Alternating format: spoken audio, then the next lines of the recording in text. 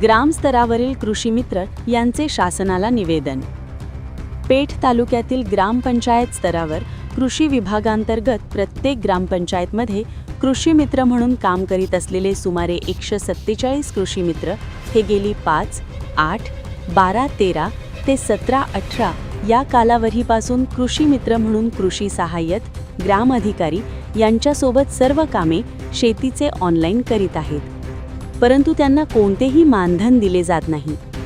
ही बाब मंत्री महोदय नामदार नरहरी झिरवाळ साहेब यांच्या निदर्शनास आणून दिली व याबाबत तालुक्यातील कृषी अधिकारी माननीय राहणी साहेब यांना निवेदन दिले.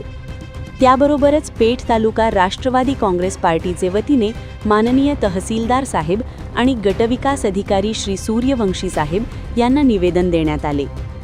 यावेळी तालुक्यातील कृषीमित्र उपस्थित राहून अधिकाऱ्यांची सकारात्मक चर्चा केली.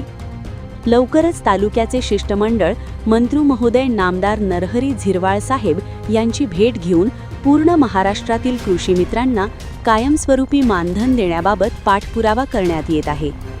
तसे निवेदन साहेबांशी चर्चा करून कायमस्वरूपी मानधन देण्याबाबत व त्यांना कायमस्वरूपी कृषीमित्र म्हणून नेमणूक करण्याची मागणी करण्यात येत आहे. प्रतिनिधी गणेश सातपुते, पेठ.